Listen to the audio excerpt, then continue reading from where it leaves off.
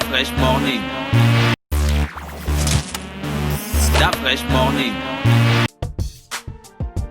Vous êtes sur Urban FM 104.5, la station urbaine, et vous écoutez le Fresh Morning. On continue toujours avec nos sessions d'invités avant de recevoir Pépé pour parler de sport. Dans notre émission, on va recevoir Monsieur Jonas Massala. Il est président de la fédération gabonaise de roller sport. Monsieur Massala, bonjour.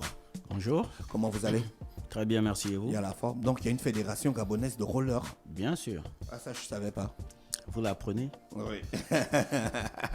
Alors ça se compose comment, votre fédération?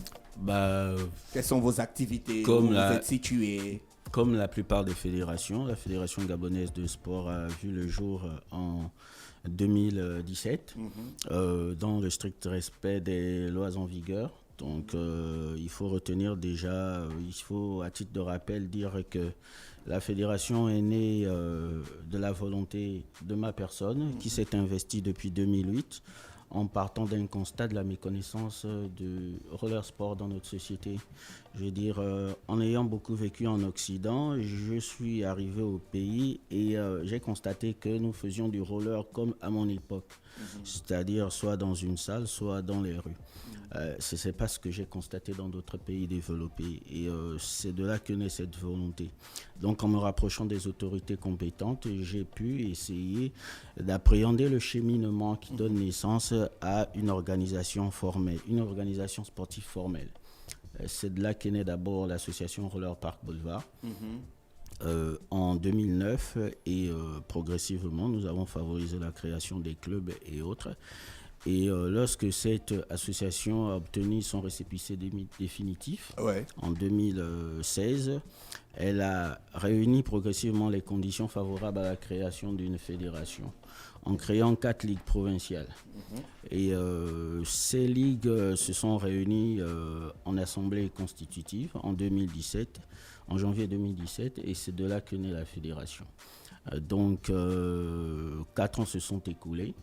Il se trouve maintenant que, conformément aux lois en vigueur, le ministre des tutelles a demandé que le bureau soit renouvelé. Bon, c'est vrai que nous avons envisagé le renouvellement de ce bureau en janvier. Bon, sauf que le ministre a demandé que ça se fasse avant. Donc, je veux dire, fort de des instructions de la tutelle, nous avons vu dans quelle mesure réunir les conditions favorables à l'élection du président. Qui dit fédération, ligue, dit compétition, est-ce qu'on peut avoir une idée des différentes compétitions qui ont déjà été organisées et quand est-ce qu'elles se passent, où est-ce qu'elles ont lieu? Vous l'avez dit vous-même, soit on le fait dans une salle, soit on le fait dans la rue. Donc aujourd'hui, où est-ce que les différentes ligues et surtout la fédération organisent les compétitions? 6 compétitions, il y en a eu déjà. Bon, il faut déjà retenir l'histoire que je viens de présenter. En 2009, une association voit le jour et cette association a mis en place un certain nombre d'activités roller. Sauf que, si vous avez souvenir, dans les années 2009-2013, il y a eu un mouvement, un phénomène social roller qui faisait que des jeunes en nombre important, je veux dire, arpenter les rues de la capitale. Et en 2010, nous avons intégré la Fédération internationale de roller sport. Celle-ci nous a davantage imposé un certain nombre de règles. Entre-temps, nous avons organisé 2 compétitions qui étaient le marathon roller de Libreville en 2009 et en 2010. Lorsque nous avons intégré la Fédération internationale, celle-ci a conditionné l'ensemble de nos activités sportives, tant sur le plan national qu'international. Ce qui fait qu'à un moment donné, on s'est dit que nous avions mis un peu les charrues avant les bœufs. Parce que dans un premier temps, il fallait sensibiliser les populations et permettre aux apprenants et aux adeptes de mieux cerner la discipline. Or, ce que nous faisions, ce que nous avons constaté, c'est que chaque fois que nous organisons une compétition sportif, voire une manifestation roller, ça amplifiait un phénomène de déviance. Ce qui fait que le roller a toujours était considéré pour un peu la conscience collective comme étant une activité de bandit. Et ça dépeint significativement les efforts que nous fournissons pour pouvoir promouvoir la discipline sportive du roller. Ce qui fait que nous avons préféré, dans un premier temps, concentrer l'essentiel de nos activités sur le respect des lois en vigueur, de manière à nous structurer et à côté organiser des formations des athlètes à travers les clubs que nous créons progressivement. Alors, il y a une chose essentielle qui est ressortie. Vous avez organisé la première assemblée constitutive qui est née de la réunion de 4 fédérations, donc de 4 ligues provinciales.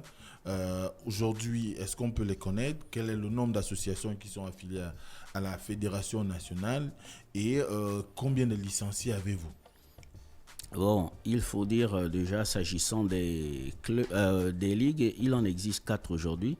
La Ligue provinciale de l'Estuaire, la Ligue provinciale de l'Ogooué-Maritime, la Ligue provinciale de Wolantem et la Ligue provinciale, j'en ai cité combien? 3 déjà. Et j'ai dit l'Estuaire, le Moyen-Ogooué, le Wolantem et l'Ogooué-Maritime. D'accord. Vous avez parlé de l'élection du bureau. Il n'a pas encore répondu à la question. Combien de clubs, combien de licenciés? Les clubs, nous en comptons près d'une... Dans l'Estuaire, nous en avons 7 en ce moment. Dans le Ogooué-Maritime, nous en avons 4. Dans le Wolantem, 3. Dans le Moyen-Ogooué, 3. D'accord. Donc ça fait un total d'à peu près 17. Voilà. Vous avez abordé la question de l'élection du président de la fédération. Quand est-ce qu'aura lieu cette élection? Et surtout si aujourd'hui c'est encore possible de déposer sa candidature, si on est un candidat à l'élection donc au poste de président de la fédération gabonaise de roller sport. Et si c'est encore possible, qu'est-ce qu'on doit fournir comme pièce? Non, déjà, je vais vous dire, c'est pas possible parce que nous n'avons pas inventé la roue. Nous nous soumettons aux exigences des lois en vigueur. Et en la matière, il faut déjà dire que c'est l'État qui fixe les règles par rapport au statut type des fédérations nationales. Et s'agissant des fédérations nationales, il faut savoir déjà que l'élection doit être précédée d'un communiqué officiel qui est publié au journal officiel et elle donne l'ensemble des informations relatives à toute personne désireuse de s'investir dans cette voie. Donc les conditions, comme je disais toujours, c'est l'État qui les fixe. Il faut déjà pouvoir, parce qu'on ne s'improvise pas dans ce domaine, vous ne pouvez pas venir décider d'être président d'une fédération sans vous être investi dans ce domaine. Il faut déjà appartenir à une organisation affiliée à la fédération, qui montre déjà votre degré d'engagement et de connaissance en la matière. Il faut déposer une caution de 500 000. Ça montre la crédibilité. Ça, c'est comme l'élection des députés, ça. Non, mais ils ont raison. C'est l'État. C'est ce qui fait qu'on a c'est dans la loi, ça. Pléthore souvent de candidatures lorsqu'il y a Exactement, ce sont les lois en vigueur. Donc, ça permet d'une fédération 500 000 pour être député 500 000. Oui, je vais vous dire. Non, député, c'est pas 500 000, c'est 2,5 millions, je crois. C'est 500 000. Non, ça a été revu. Je te dis. Ça a été revu. N'insiste pas. Pouvons-nous revenir à l'invité? Mais je vais vous dire pourquoi. Je vais vous dire pourquoi c'est essentiel. Ça permet de limiter le nombre de candidats. Être candidat d'une fédération, c'est pouvoir représenter le pays à l'échelle internationale. Et sur le plan national également, vous constituez un élément essentiel au fonctionnement dans la continuité du ministère des Sports. Donc comprenez déjà que ces dispositions permettent de limiter les velléités de certaines à vouloir se présenter sans pouvoir réunir certaines conditions. D'accord. Pouvez-vous être candidat à votre propre succession? Bien sûr.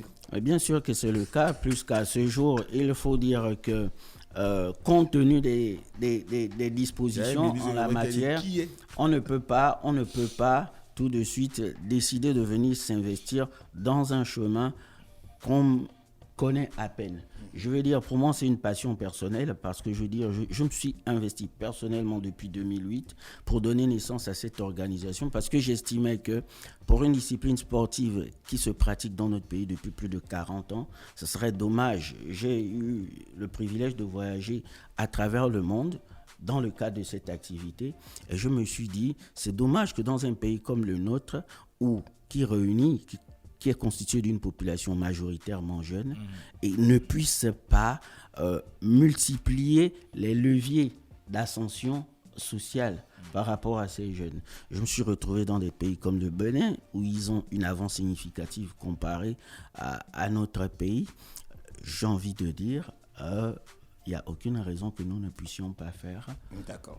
Est-ce qu'à ce jour, je sais que peut-être ce n'est pas vous qui êtes le responsable de l'organisation de cette élection-là ou de cette assemblée générale qui est élective, mais vous avez à peu près combien de candidatures déjà, puisque vous êtes la première personne qu'on reçoit dans le cadre par rapport à cette question. Voilà. J'étais en train de vous répondre à cette question. Peut-être je l'ai fait de manière voilée. Je tenais à dire ceci. Ce serait difficile de s'aventurer sur une voie. Candidat unique. Oui. Écoutez, nous avons réuni toutes les conditions. Nous avons. Ça, c'est la dictature, nous avons. Non, pas du tout. On n'est plus à l'ère du monopartisme. Non, mais au contraire. Moi, c'est pas parce que vous aimez les rollers que vous allez être le seul président. Je serais heureux parce que, comme je vous disais, c'est la loi qui l'exige avant l'élection, au moins un mois avant l'élection, le journal officiel doit publier l'ouverture de renouvellement du bureau. Donc, ça veut dire que, fait. Bien sûr, D'accord. Bien sûr, ça s'est fait depuis plus d'un mois. J'étais en train de voir une de vos collègues en train de regarder justement cet élément. Ça a paru au journal officiel il y a plus d'un mois qui disait, voici, le bureau fédéral doit être renouvelé. Voici les conditions à réunir pour pouvoir briguer à la présidence. Le 19 novembre. Donc, voilà. Aujourd'hui, il y a des délais bien précis qui sont imposés par la tutelle. Nous les avons respectés. Le dépôt de candidature devait se faire jusqu'au 4 décembre 2020, à 15h. Il n'y a qu'une seule candidature pour l'instant. Une seule candidature. Bien sûr. Est-ce que vous êtes à jour de vos cotisations? Pardon? Vous êtes à jour de vos cotisations? Je pense quand même que si je suis là, c'est parce que je pense que les autres ont estimé que j'étais peut-être la personne la mieux placée pour pouvoir... On vous félicite déjà, M. Massala. Je vous remercie. mais je tiens là, il n'y aura plus d'élection, c'est directement un plébiscite. Non, mais je tiens quand même à préciser que la candidature est ouverte à tout le monde. D'accord. Maintenant, si les gens ne se sont pas manifestés, c'est peut-être parce que ces personnes estimaient que c'était peut-être pas le moment approprié, le moment opportun. Parce qu'il faut dire, et je tiens à le noter, vous savez, aujourd'hui, la plupart des fédérations, déjà en ce qui nous concerne, nous existons depuis, officiellement, je parle de la fédération, depuis 4 ans, mais notre combat date depuis 2010, depuis 2008, et depuis 2008, nous n'avons jamais obtenu un soutien de la tutelle. Ça ne nous a jamais empêché de persévérer, de prendre part aux rencontres internationales et autres.